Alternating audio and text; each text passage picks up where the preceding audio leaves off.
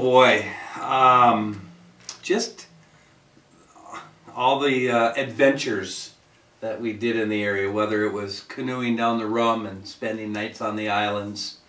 In our neighborhood we had a field that's still there in our neighborhood where I grew up, that we played neighborhood baseball continually, or in the wintertime going to the skating rink and skating, or just playing floor hockey, what it would be today, against the neighbor's garage and leaving all kinds of marks on the door.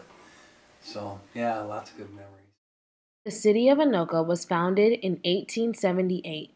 It became the center and the focus of the county and thrived off of access to both the Mississippi and Rum rivers.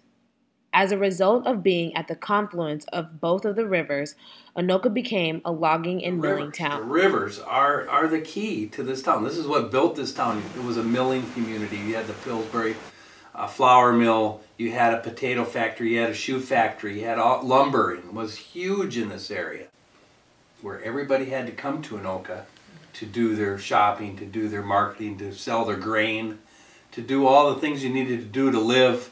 And this was the hub, was the county seat. It was where things happened.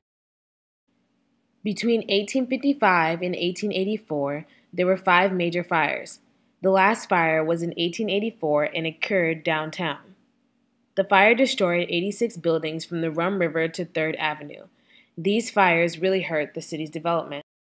A year after the last major fire, the sawmill production declined because of lack of trees in the area, which was due to years of lumbering. After the sawmill declined, flour milling became an important industry in Anoka for the next 20 years. Right now, Anoka is trying to define itself amongst the surrounding cities. Is it a suburb or is it a small town? The city has both suburban and small town aspects. Andover and Ramsey are surrounding Anoka on the northeast and west. And Coon Rapids used to be Anoka Township, and then it incorporated as Coon Rapids. Andover incorporated and Ramsey incorporated in the mid-1970s. And when that happened, that was the end of Anoka's sort of growth, if you will. And so it was sort of curtained in. We've been surrounded by new third-ring suburbs, and with lots of strip malls and other amenities that are needed in Anoka. The city of Anoka has a lot of parks and streets and things named for individuals of prominence and local and of notable historical interest, which you don't necessarily see a lot of in the other communities. And so what we've been trying to do is we've been trying to bring some of those bigger town amenities, whether it's in rail or different types of housing, into the city, along with revamping our old, unique look in the city to make it relevant. And I think we've got a balance that works. These lofts and apartments are northern along the Rum River. To attract the younger demographics with a higher income, these lofts are not low income or affordable, and they do not have age restrictions. You know, we just had, oh boy, just a litany of activities that happen, whether it's Riverfest, whether it's the Halloween parade, whether it's the Light Up the Night parade, whether it's the all-class reunion, which brought thousands and thousands of people. On December 1st in the city of Anoka will be the annual Christmas tree lighting, and there'll be thousands of people in downtown. And we close off the streets, and there's bonfires in the parking lots, and vendors, and sleigh rides, and Santa Claus, and we have a Santa Shack, and we got it all going on. And it happens, and it's really fun. It's amazing the amount of promotion that this city does to make this community relevant.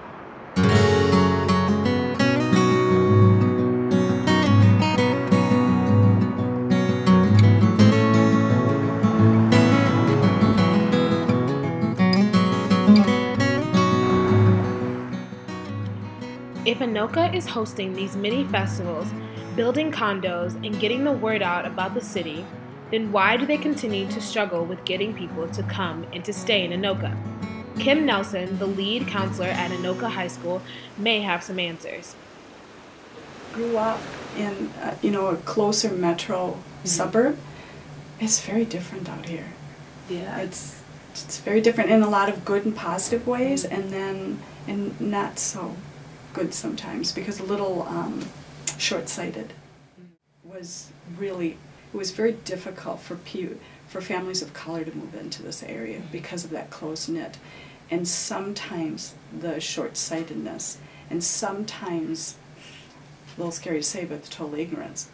And so we spent a lot of time with our students teaching tolerance in all respects. And I think that's another thing that the whole focus has brought to us, is the ability to really make those issues and really address them. The Anoka Hennepin School District is Minnesota's largest school district, but recently it has attracted national attention to the bullying and harassment of homosexual students. Samantha Johnson, an 8th grader, committed suicide in 2010. Her suicide sparked a suicide epidemic that led to 9 other local students to commit suicide in less than 2 years. The Anoka Hennepin School District has been accused of neglecting and turning a blind eye towards the LGBTQ students and their well-being. A district policy states that the staff must remain neutral when the topic of sexual orientation comes up in the classroom, which students claimed was a gag order that prevented teachers from effectively protecting gay and lesbian students. What is Anoka High School doing to prevent the bullying and harassment of LGBTQ students? People coming in, because it is dealt with. I mean, and we have to document everything, and I think people understand that now at this point. So they're finding that they feel that it may be safer. We've even had a couple families that I can't name that were actually in the suit that moved out of the area soon afterwards, have actually come back. Yes, it's a suburb, but yes, it is a small town. It's a little of both, but we offer those same amenities and try to get those same amenities, but it's got a different feel. You know, even though we're a suburb, Anoka itself was a small town for many, many, many years, and so a lot of people kind of gravitated towards that small town feel. I still think if you moved into the area, you would feel that. It's a very close-knit community in a large degree.